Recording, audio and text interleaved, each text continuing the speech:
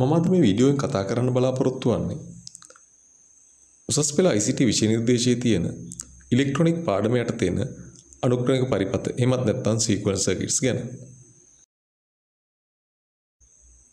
තාර්කික පරිපථ ගත්තයින් පස්සේ මේ තාර්කික පරිපථ ප්‍රධාන වර්ග දෙකකට බෙදෙනවා. එකක් තමයි සංයෝජිත පරිපථ, අනිත් එක අනුක්‍රමික පරිපථ.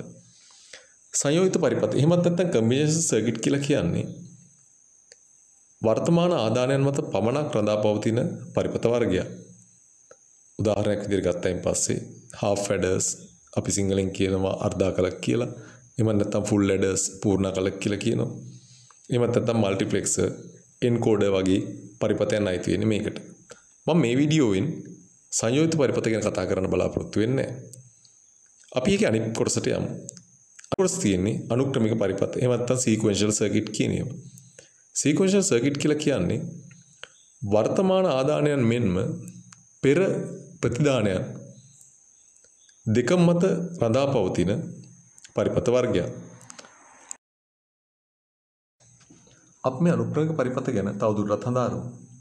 අනුක්‍රමික පරිපථ හදාරනකොට අපිට අත්‍යවශ්‍ය වෙන දෙයක් තමයි අනුක්‍රමික පරිපථවල මූලික සැකැස්ම. එහෙමත් අපි ඉංග්‍රීසියෙන් කියනවා block diagram of sequential circuit කියන එක. මම කිව්වා අනුක්‍රමික පරිපථයක් ගත්තයින් පස්සේ ඒක සංයෝජිත පරිපථයකින් වෙනස් වෙන්නේ මේකෙදි වර්තමාන ආදානයන් වගේම පෙර ප්‍රතිදානයන් මත රඳා පැවතීම හින්දා. ඊළඟ කාරණේ තමයි අනුක්‍රමික පරිපථයක මූලික සැකැස්ම ගත්තයින් පස්සේ මේ මූලික සැකැස්මේ ප්‍රධාන පරිපථයන් දෙකක් අඩංගු වෙනවා. එකක් තමයි සංයෝජිත පරිපථ. එහෙම නැත්නම් කම්බිනේෂන් සර්කිට් කියන කොටස. මේ සංයෝජිත පරිපථයත් එක්ක මතකයේ සම්බන්ධ වෙලා තමයි මේ අනුක්‍රමික පරිපථයක් හැදෙන්නේ. ඔයාලට පේනවා මේ රූප සටහන බලපුවාම. මේකෙදී සංයෝජිත පරිපථයක් වගේම ඒකට සම්බන්ධ වෙලා තියෙන මතකිකුත් තියෙනවා. මේ මතකයේ තුල පෙර ප්‍රතිදානවල දත්තයන් එහෙම නැත්නම් වර්තමාන තත්ත්වය ගබඩා කරලා තියාගන්නවා. මේ මතකයේ සඳහා භාවිතා කරන පරිපථ තමයි latch, flip-off, counter register වගේ තියෙන අපි අර ඉස්සෙල්ලා කතා කරපු අනුක්‍රමික පරිපථයන් ටික. ඔයාලට මේ රූප සටහන බලපුවම පැහැදිලි. මේකෙදි වර්තමාන ආදානයන් කීපයක් තියෙනවා. වර්තමාන ආදානයන් කියලා කියන්නේ ඉන්පුට් එකේදී ආදානය කරන දේවල් සංයෝජිත පරිපථය හැවිල්ලා අවුට්පුට් එක හරහා යනවා. ඒ අතරේ මේකේ ෆීඩ්බැක් එක එමත් නැත්නම් අතනින් පිට වෙන ප්‍රතිදානයේ කොටසක් මතකයට ඇතුල් කරනවා. ඒතර මේ මතකයේ තුල ඒක ගබඩා කරලා ආපහු ඒක නැවතත් ඇතුල් වෙනවා අර තියෙන සංයෝජිත පරිපථයට. මෙන්න මේක තමයි අනුක්‍රමික පරිපථයේ තියෙන විශේෂ ලක්ෂණය. මේ මතකයේ තුල තියෙන දත්ත ක්‍රමවත්ව පවත්වාගෙන යන්න හෝරා සංඥාවක් එහෙමත් නැත්නම් ක්ලොක් සිග්නල් එකක් භාවිත කරනවා. අපි බලමු මේ තියෙන මතකයේ කොටසේ කොහොමද පරිපථයන් සකස් වෙලා තියෙන්නේ කියලා. මම ඉස්සෙල්ලා කිව්වා වගේ මේ මතකයේ තුල තියෙන ප්‍රධානම පරිපථයක් තමයි ලැචස් කියලා කියන්නේ. මේ ලැචස් කියන එක ගත්තාම අපිට උසස් පෙළදී ඉගෙන ගන්න තියෙන්නේ SR ලැචස් කියන එක. එහෙමත් නැත්නම් අපි කියනවා set reset ලැචස් කියන එක. අපි මේ ලැචස් පිළිබඳ තවදුරටත් හදාරමු. අපි ලැචස් ගැන සලකලා බලනකොට ලැචස් ප්‍රධාන වර්ග දෙකක් තියෙනවා. එකක් NAND ද්වාර වලින් හදපු ලැචස් තියෙනවා. අනිත් එක NOR ද්වාර වලින් හදපු ලැචස් තියෙනවා. ඔයාලට මේ රූප සරණින් පැහැදිලි වෙනවා. NAND ද්වාර වලින් හදපු ලැචස් වල භාවිතා කරලා තියෙන්නේ NAND ද්වාරයන් විතරයි. ඊට අමතරව NOR ද්වාරයන්ගෙන් භාවිතා කරලා තියෙන්නේ NOR ද්වාරයන් විතරයි. මේකෙදි ආදානයන් දෙකක් තියෙනවා සහ ප්‍රතිදානයන් දෙකක් තියෙනවා. නමුත් මේ ප්‍රතිදානයන් දෙකේ වෙනසක් තියෙනවා. එක ප්‍රතිදානයක ප්‍රතිඋදාගේ තමයි අනිත් එකේ ප්‍රතිදාන විදියට ලැබෙන්නේ. මේක මේ සටහන් කරලා තියෙන්නේ Q සහ Q බා විදියට මේක. අපි ළඟට කතා කරන්න යන්නේ මේ NAND සහ NOR ද්වාර වලින් සකස් වෙලා තියෙන පරිපථවල සත්‍යතාවගු කොහොමද සකස් වෙලා තියෙන්නේ කියලා බලන්න. අපි මුලින් බලමු NOR ද්වාර වලින් සකස් වෙලා තියෙන ලැච් ද්වාරය කොහොමද සකස් වෙන්නේ කියලා. මේක ගැන හදාරන්න ඉස්සෙල්ලා අපිට NOR gates ගැන අවබෝධයක් ලබා ගන්න ඕන. ඔයගොල්ලෝ හැමෝම දන්නවා NOR gate එකක ප්‍රධානය සත්‍යතාවගු සටහන් කරාම NOR gate එක වෙන්නේ ආදානයන් සියල්ල බිඳු වුණොත් විතරයි එක වෙන්නේ. එහෙම නැති වුණොත් ප්‍රධානය බිඳුව වෙනවා. ඔයගොල්ලෝ මේ රූප සටහන බලපුවාම මේක තේරෙනවා. අපිට මේකේ ඉතුරු ටික සාකච්ඡා කරන්න නම් මේකේ මෙන්න මේ රතු පාටින් රවුන්ඩ් කරලා තියෙන කොටස ඉතා වැදගත්. මේකේ තියෙන સિદ્ધාන්තය තමයි නෝද්වාරයක එක ආදානයක් එක වුණොත් අනිත් ආදානය ගැන සැලකිල්ලක් නොදක්වාම ඒ කියන්නේ අනිත් ආදානය එක වුණත් බිඳුව වුණත් ප්‍රධානය බිඳුවයි කියලා ගන්න පුළුවන්. මෙන්න මේක තමයි මේකේ තියෙන ප්‍රධානම සංකල්පය. ඒතකොට අපි මේක ඉස්සරහදී කතා කරද්දී ඔයගොල්ලෝ මේක ගැන හොඳ අවබෝධයකින් ඉන්න ඕන. ඒ කොටස් ටික තේරුම් ගන්න නම් අපි එහෙමනම් නෝද්වාර භාවිතා කරලා තියෙන ලැජ් පරිපතයක සත්‍යතාවක ගොඩනැගිලා තියෙන්නේ කොහොමද කියලා බලමු. ඊළඟ කාරණේ තමයි මේකෙදි හැම වෙලාවෙම Q කියන එකත් එක්ක තියෙන නෝද්වාරය සම්බන්ධ වෙන්නේ R එක්ක. Q බා එකත් එක්ක එහෙම නැත්නම් පහළ තියෙන ద్వාරය සම්බන්ධ වෙන්නේ S එකත් එක්ක. මේක අනිත් පැත්තට මාරු වෙනවා AND ద్వාරයන් නෙද්දී. අපි මේකේ පළවෙනි අවස්ථාව ගත්තයින් පස්සේ අපි හිතමු සත්‍යතාවකවත් එක්ක R කියන එක එක වෙලා S බිඳුව වුණොත් මොකද වෙන්නේ කියලා බලමු. අපි අර ඉස්සෙල්ලා කියපු සංකල්පයත් එක්ක නෝද්වාරවල එක ආදානයක් එක වුණොත් ඉතුරු ටික අනිත් ආදානය ගැන නොසලකාම බිඳුව කියලා ගන්න පුළුවන්. එහෙම ගත්තයින් පස්සේ මේකේ R එක වුණොත් අනිවාර්යයෙන්ම Q කියන එක බිඳුව වෙනවා. ඒක ඔයගොල්ලෝ පැහැදිලි ඇති. ඒක අපහැදිලි නම් ආපහු පොඩ්ඩක් ගිහිල්ලා වීඩියෝ එක බලලා ආයෙත් එන්න. වීඩියෝ එකේ තියෙන විදිහට නෝද්වාරවල එකේවා තිබුණොත් අනිත් ඒවා ගැන නොසලකාම උත්තරේ බිඳුවයි කියලා ගන්න පුළුවන් කියන සංකල්පය තියෙනවා. අන්න ඒකත් එක්ක ගිහිල්ලා තමයි R කියන එක එක වුණායින් පස්සේ Q කියන එක බිඳුව වෙන්නේ. Q බිඳුව වුණායින් පස්සේ මේකෙදි Q වල ලැබෙන අගය තමයි ආපහු අනිත් පැත්තෙන් ඇතුල් වෙන්නේ පහළ තියෙන නෝද්වාරයට. ඒතකොට එතනින් බිඳුව ඇතුල් වෙනවා. අපි මුලින් බිඳුව කියලා එක අරන් තියෙනවා. ඒතකොට බිඳුවයි කියන එක ගත්තාම අනිවාර්යෙන් මේකේ ප්‍රධානය නෝද්වාරත් එක්ක සලකපුවාම එක වෙන්න ඕන. ඒක ආපහු අතනින් ඇතුල් වෙනවා. උඩ තියෙන දැන් ద్వාරයත් එක්ක. එහෙම ගත්තයින් පස්සේ මේකේ අවසාන ප්‍රතිඵලය වෙනවා Q කියන එක බිඳුව වෙලා Q බා කියන එක එක වෙනවා. අපි ඊළඟට බලමු R සහ S දෙකම බිඳුව වුණොත් මොකද වෙන්නේ කියලා. මේක පරිපතයන් වල තියෙන සුවිශේෂ අවස්ථාවක්. ඒතර මේකෙදි මම කරන්නේ S කියන එක බිඳුව තියාගෙනම R කියන එක බිඳුව කරනවා. ඒතර R බිඳුව කරායින් පස්සේ අපිට ලැබෙන අගයන් ටික තමයි R බිඳුව වෙලා ආපහු එතන R වලට ඇතුල් වෙන අගේ එක වුණත් ප්‍රධානය අපිට හම් වෙන්නේ නෝද්වාරයෙන් නෝ බිඳුවයි කියලා. ආපහු මම පැහැදිලි කරන්න. S කියන එක බිඳුව තියාගෙනම තමයි අපි අනිත් කොහෙවත් වෙනස් නොකර R කියන එක බිඳුව කරනවා. R බිඳුව කරා මේකෙදි සිද්ධ වෙන දේ තමයි Q වලට ලැබෙන අගය බිඳුවයි කියලාමයි ලැබෙන්නේ. මොකද R බිඳුව වෙලා එතනින් ආදානය වෙන අනිත් එක වුණාම උත්තරේ බිඳුව වෙන හින්දා. එහෙම ගත්තයින් පස්සේ අපිට ගන්න පුළුවන් R බිඳුව වෙලා S බිඳුව වුණොත් උත්තරේ වෙනසක් නොවි ඉස්සෙල්ලා එක වගේම බිඳුවයි එක හැදෙනවා කියලා. මෙන්න මේක තමයි මේ ලැජ් ద్వාරයන්ගේ තියෙන සුවිශේෂී ලක්ෂණය. හේතු වෙන්නේ ලැජ් ద్వාරයන් භාවිතා කරන්නේ බිට්ස් ගබඩා කරන්න. ඒතර බිට්ස් අගයන් වල ආදාන අගයන් වෙනස් වුණත් ඇතුලේ තියෙන එක මතකයේ එහිම් පිටින්ම තියාගන්නවා කියන එක තමයි මේකෙන් අර්ථ දැක්වෙන්නේ. ඊළඟට අපි සත්‍යතාවකයේ ඊළඟ අවස්ථාව වෙන R වලට බිඳුව දාලා S වලට එක දාලා බලමු. R වලට බිඳුව දාලා S වලට එක දැම්මයින් පස්සේ අපි ඉස්සර න්‍යායත් එක්ක දන්නවා O ගේට් එක ඇතුළු වුණොත් අනිවාර්යෙන් උත්තරේ බිඳුව වෙනවා කියලා. එහෙම වුණොත් Q බා කියන එක බිඳුව වෙනවා. ඒ බිඳුව තමයි එතනින් පස්සේ ඇතුළු වෙන්නේ. උඩ තියෙන නෝද්වාරේ R කියන බිඳුවත් එක්ක. ඒතකොට බිඳු දෙකක් ඇතුළු වුණාම ප්‍රධාන එක වෙනවා. ඒ නිසා Q කියන එක වෙනවා. ඒක නැවතත් මෙතනින් ඇතුළු වෙනවා. ඇතුළු වුණා කියලා බලපෑමක් වෙන්නේ නැහැ. උත්තරේ කොහොමද බිඳුව කියලා හැදෙන්නේ. එහෙම ගත්තයින් පස්සේ බිඳුව එකයි වුණාම උත්තරේ වෙන්නේ එකයි බිඳුව කියන එක. ඊළඟට අපි යනවා ආපහු ඊළඟ එකේ අර අපි ඉස්සලා කිව්ව සුවිශේෂී අවස්ථාවට. නැවතත් අපි ඇතුල් කරනවා බිඳුවේ බිඳුව. මේකෙදි බිඳුවේ බිඳුව ඇතුල් කිරීම නෙමෙයි කරන්නේ ඇත්තටම. අපි අර S වලට ඇතුල් කරලා තිබිච්ච එක වෙනුවට බිඳුව ඇතුල් කරනවා. මේකෙදි එක වෙනුවට බිඳුව ඇතුල් කරාම ඔයගොල්ලන්ට පේනවා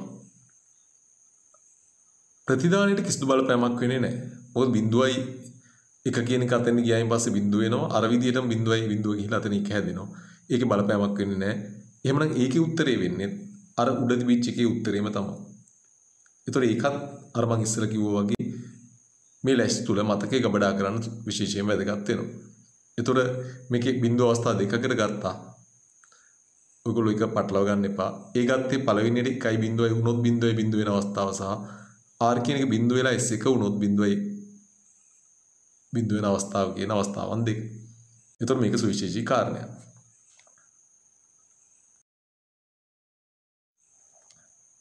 ඊළඟට අපි යමු සත්‍යතාවගේ අවසාන අවස්ථාව. එකයි එකයි ඇතුල් කරොත් මොකද වෙන්නේ කියලා. R සහ S වලට එක ඇතුල් කරොත් අපි දන්නවා අපි මුලින් ගත්තු සිද්ධාන්තයත් එක්ක නෝද්වාරයට මොනවා හරි ආදානයක් විදිහට එකක් ඇතුල් කරොත් ප්‍රතිදානය අනිවාර්යෙන් බිඳුව වෙනවා. ඒකින්ද Q කියන එකත් බිඳුව වෙනවා. Q බා කියන එකත් බිඳුව වෙනවා. අවසාන වශයෙන් අපි බලමු මේ නෝ වලින් හැදලා තියෙන ලැච් පරිපතය සත්‍යතාවගුවක් විදිහට ගලපගන්නේ කොහොමද කියලා. මේ රූප සලන බැලුවම ඔයාලට මේක පැහැදිලි වෙනවා. මේකෙදී R කියන එක එක වෙලා S කියන එක බිඳුව වුණොත් උත්තරේ බිඳුව එකයි වෙනවා. ඊළඟ අවස්ථාවේ සටහන් කරලා තියෙන බිඳුවයි බිඳුවයි. ඒතර අපි දන්නවා ඉස්සෙල්ලා එකේ වගේ එකේ R කියන එක ආපහු බිඳුව කියලා වෙනස් කරා කියලා. Q සහ Q බාවල වෙනසක් වෙන්නේ නැහැ. ඒකේ මම හෝල් ඩේටා කියලා දාලා තියෙන දත්ත ගබඩා කිරීම මේ අවස්ථාවේ සිද්ධ වෙනවා. ඊළඟ අනිත් පැත්ත R බිඳුව වෙලා S එක වුණොත් අපි අර ඉස්සෙල්ලා කතා කරපු විදිහට Q එක වෙලා Q බා බිඳුව වෙනවා. නැවතත් ඒකට බිඳුවයි බිඳුවයි කියන දත්ත ඇතුළු වුණොත් ආපහු මම මේකේ සටහන් කරලා තියෙන හෝල් ඩේටා කියලා අර දත්තවල වෙනසක් වෙන්නේ නැතුව ඒ දත්ත ටික ගබඩා වෙනවා. ඊළඟට R එක වෙලා S එක වුණොත් මම මේක ඉන්වැලිඩ් කියලා සටහන් කරලා තියෙනවා. ඒකට හේතුව උනේ අපි දන්නවා ඊට ඉස්සෙල්ලා තිබිච්ච අවස්ථාවේදී R එක වෙලා S එක වුණොත් Q බිඳුව වෙලා S බිඳුව Q බා බිඳුව වෙනවා. නමුත් අපි දන්නවා Q සහ Q බා කියන්නේ Q වලින් අගයට ප්‍රතිවිරුද්ධ අගයක් එන්න ඕන. ඒතර කොහොමදවත් Q බිඳුව වෙලා Q බා කියන එකත් බිඳුව වෙන්න බෑ. ඒක තමයි මේක අපිට භාවිතා කළ නොහැකි අවස්ථාවක් විදිහට අපි සැලකනවා. ඒ නිසා තමයි මම වළංගු නොවන අවස්ථාවක් කියන එක සටහන් කරන්න ඉන්වැලිඩ් කියලා දාලා තියෙන්නේ. ඒතර මේ තමයි නෝ කියලා ලැච් එකේ සමස්තයක් විදිහට ගත්තයින් පස්සේ සත්‍යතාවගුව ගොඩනගන ආකාරය. ඊළඟට බලමු SR කියන ලැච් පරිපතයන් නැන් ద్వාර වලින් ගොඩනගන ආකාරය. ඒතර ඔයගොල්ලෝ දන්නවා මේකේ නැන් සහ නෝ ద్వාර කියන්නේ සම්පූර්ණ ප්‍රතිවිරුද්ධ ద్వාරයන් දෙකක්. ඒ ద్వාරයන් දෙකේ ඒතර ප්‍රතිවිරුද්ධ ලක්ෂණයන් තමයි මේකේ අපිට අනිවාර්යෙන් සටහන් වෙන්නේ. නමුත් මේකේ සිද්ධාන්තය ගත්තාම ඉස්සෙල්ලා අපි කතා කරපු නෝ ద్వාර වල සිද්ධාන්තයම තමයි මේකේ සාකච්ඡා කරේ. ඒකද අපි මේකේ අර ඉස්සෙල්ලා කරා වගේ නැන් ద్వාරයේ මූලික ලක්ෂණ ටික බලමු. නැන් දෙක ගත්තයින් පස්සේ නෝ එකේ සම්පූර්ණයෙන් අනිත් පැත්ත වෙන්නේ කියලා මම කිව්වා. මේකේ සත්‍යතාවගුව තමයි මේ රූපසරණේ ඔයගොල්ලන්ට පැහැදිලිව සටහන් කරලා තියෙන්නේ. මේකේ තියෙන සුවිශේෂී අවස්ථාව අපහු මම රවුම් කරලා තියෙනවා රතු පාටින්. මේකේ සුවිශේෂී අවස්ථාව තමයි ආදානයන් බිඳුව වුණායින් පස්සේ අපි අනිත් ආදානය ගැන නොසලකා කෙලින්ම උත්තරේ එකයි කියන එක ගන්න පුළුවන්. එක ආදානයක් බිඳුව වෙච්ච ගමන් අනිත් ආදානයේ කිසි දෙයක් නොසලකා එකයි කියන එක ගන්න පුළුවන් කියන එක තමයි මේකේ මූලික સિદ્ધාන්තය වෙන්නේ. අපි බලමු එතනින් එහාට ගිහිල්ලා කොහොමද මේ කියන නැන් ලැච් කියන එක ගොඩනැගිලා තියෙන්නේ කියලා. හොඳයි. මේ නැන් ලැච් එකේ තියෙන ප්‍රධානම වෙනස තමයි Qත් එක්ක ඉස්සෙල්ලා එකේ ගිය R කියන අගය දැන් මේකෙදී S කියන අගය යන්නේ. S කියන අගය යන්නේ. ඒ කියන්නේ අරකේ සම්පූර්ණයෙන් ප්‍රතිවිරුද්ධ විදිහට මාරු වෙලා. සහ මේකෙදී භාවිතා කරන්නේ නැන් කියන ద్వාරය. හරි. අපි එහෙමනම් බලමු මේකේ සත්‍යතාවගුව අර ඉස්සෙල්ලා කරපු විදිහටම ගොඩනගෙන ආකාරය. එවනම් මේකේ මම මුලින් සටහන් කරන්නේ S කියන එක බිඳුව දාලා R කියන එක එක වුණොත් මොකද වෙන්නේ කියලා බලමු. එතකොට මේකෙදී නැන් ద్వාරයේදී ඔයාලා දැක්කා ඕනම ප්‍රධානයන්ගෙන් එකක් හරි බිඳුව වුණොත් උත්තරේ එක වෙනවා. ඒ අනුව මේකෙදි S එක බිඳුව වෙච්ච ගමන් Q වලගේ එක වෙනවා අනිවාර්යයෙන්. ඒ එක තමා පහළ තියෙන නැන්දවාරින් ඇතුල් වෙන්නේ.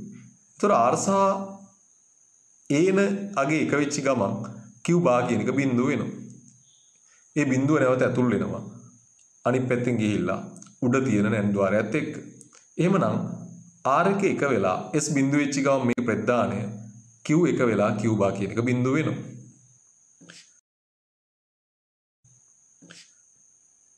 ඊට පස්සේ අපි යන් ඊළඟ අවස්ථාවට.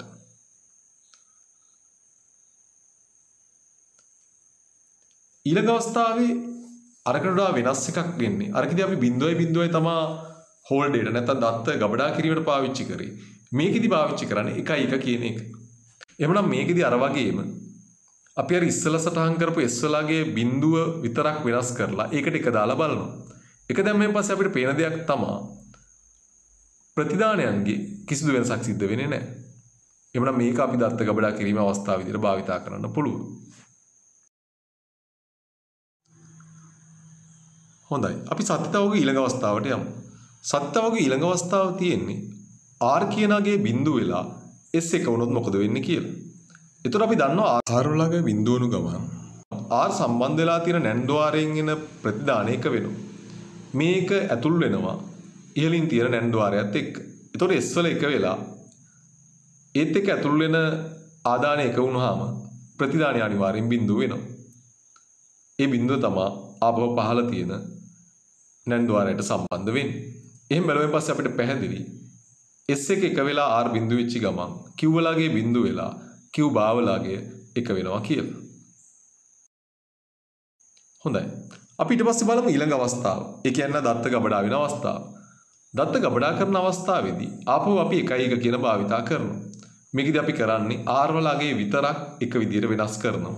ඒ වෙනස් කරද්දී ඔයාලට මේකෙන් පැහැදිලි ප්‍රතිදානයන්ගේ අගයන් වල කිසිදු වෙනසක් සිද්ධ වෙන්නේ නැහැ. ඒ කියන්නේ ඉස්සෙල්ලා තිබිච්ච ප්‍රතිදානයම තමයි නැවතත් අපිට භාවිතා කරන්න පුළුවන් වෙන්නේ. අපි ඊට පස්සේ යන අවසාන අවස්ථාවට. අවසාන අවස්ථාවේ තියෙන්නේ R කියන එක බිඳුව වෙලා S බිඳුව වුණොත් මොකද වෙන්නේ කියලා. ඒතර අපි දන්නවා ඉස්සලා තියෙන સિદ્ધාන්තයත් එක්ක R බිඳුව වෙලා S අගයත් බිඳුව වුණාම නැන්දවාරවල ඕනම එකක් මොකක් හරි ආදානයක් බිඳුව වුණාම ප්‍රධානය හැම වෙලාවෙම සටහන් වෙන්නේ 1 කියලා. එහෙමනම් මේ දෙකේම ප්‍රධානය වෙන්නේ 1 කියලා.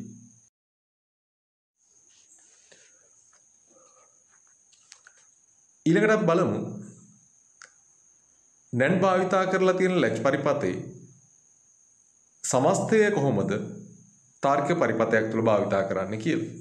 මේකේ R වලගේ එක වෙලා S වලගේ බිඳුව නම් අපි දන්නවා ඉස්සලා සටහන් කරපු විදිහට Q සහ Q වලගේ එක වෙලා Q බාවලගේ බිඳුව වෙනවා කියලා. ඒ වගේම තමයි S වලගේ අනිත්‍යව වෙනස් නොකර එක බවට පත් කරාම නැවතත් මුල්ලාගයන්ගේ තියෙන ප්‍රතිදානයන් වෙනස් වීමක් සිද්ධ වෙන්නේ නැහැ. ඒ නිසා මම ඒකට සටහන් කරලා දෙන හෝල් ඩේටා කියලා. ඒ කියන්නේ මේ අවස්ථාව තමයි අපි පාවිච්චි කරන්නේ දත්ත ගබඩා කිරීමක් සිද්ධ කෙරෙද්දී. ඊළඟට R වලගේ බිඳුව වෙලා S වලගේ එක આવොත් එහෙම අපිට නැවත ප්‍රධාන විදියට ලැබෙනවා Q වලගේ බිඳුව සහ Q බාවලගේ එක විදියට. නැවතත් R වලගේ විතරක් එක කියලා වෙනස් කරලා S වලගේ වෙනස් නොකර තිබුණොත් ඒ කියන්නේ 1 කියන අවස්ථාව ආවොත් නැවතත් මුල්ලගේ වෙනසක් සිද්ධ වෙන්නේ නැතුව ඒ අගේම සටහන් වෙනවා. ඒ නිසා මම ඒකත් සටහන් කරා හෝල් ඩේටා කියන එක විදියට. ඊළඟ අවසාන අවස්ථාවට ආවට පස්සේ බිඳුවේ ඇතුල් කරොත් අපිට ප්‍රධාන විදියට ලැබෙනවා 1 කියන එක. නමුත් අපි ඉස්සලා කරපු විදියට දන්නවා Q වලගේ ප්‍රතිවිරුද්ධගේ Q බා වලට වෙන්න ඕන. ඒ නිසා බිඳුවේ සමානව ලැබෙන්න විදියක් නැහැ. ඒ නිසා මේක ඉන්වැලිඩ් එකක් එහෙම නැත්නම් වළංගු නොවන අවස්ථාවක් විදියට තමයි අපි සලකන්නේ. ඔයගොල්ලන්ට දැන් මේ දෙක බලපුවහම පැහැදිලි කොහොමද නැන් සහ නෝද්වාර වල භාවිතයෙන් හදන ලැච් පරිපතයන් වල සත්‍යතාවග තුල මේක ක්‍රියාත්මක වෙන්නේ කියන එක. හොඳයි අපි දැන් කතා කරානේ ලැච් ගැන. එතකොට අපි කතා කරන ආපු අනුක්‍රමික පරිපතවල ඊළඟ තියෙන එක තමයි ෆ්ලිප් ෆ්ලොප් කියන එක. මේක උසස් පෙළ මට්ටමේදී ගොඩාක් දුරට කතා කරන්න නැතත් කිසියම් දුරකට අපිට කතා කරන්න වෙනවා. අපි flip off කියන ద్వාරය ගත්තයින් පස්සේ මේ flip off කියන ద్వාරය latch කියන ద్వාරයෙන් වෙනස් වෙන අවස්ථාවන් කීපයක් එනවා. අපි ඒ ටික මුලින් සලකලා බලමු. flip off කියන ద్వාරය ගොඩනගන්නේ latch ద్వාර වලින් තමයි. නමුත් ඔයාලට මේ රූප සටහන් වලින් පැහැදිලි latch ద్వාරයන්ට අමතරව හෝරා සංඥාවක් එහෙමත් නැත්නම් clock signal එකක් භාවිතා කරනවා. මේ යන දත්ත හසුරීම හොඳින් සිද්ධ කරන්න. ඊළඟට මේ ලැච් පරිපථවලදී භාවිතා වෙන්නේ ද්විමය අගයන් විතරයි. අපි දැන් ඉස්සලා කරගෙන ආවට පස්සේ ඔයාලට පැහැදිලි ඇති 1.1 විතරයි අපිට භාවිතා වුනේ. නමුත් flip off පරිපථවලට එද්දී අමතරව හෝරා සංඥාවක් එහෙම නැත්නම් ක්ලොක් සිග්නල් එකකුත් භාවිතා වෙනවා මේ ප්‍රදානය ලබා ගන්න ගියාම.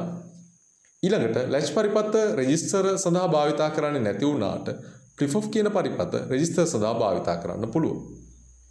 ඊළඟට ලැච් කියන පරිපථයන් asynchronous වන අතර එහෙම නැත්නම් asynchronous කියන වර්ගයට අයිති වෙන්නේ. flip off කියන එක අයිති වෙන්නේ synchronous කියන වර්ගයට. මම මේක කතා කරේ අපිට මේ දෙක අතර වෙනස්කම් එහෙම අවශ්‍ය වුණොත් එහෙම ටිකක් මතකේ තියාගන්න. ඊට අමතරව මෙතන දාලා තියෙන රූප සටහන් දෙකෙන් ඔයාලට පැහැදිලි ලැච් එකේ සහ මේ කියන flip off එකේ වෙනස්කම් ටික.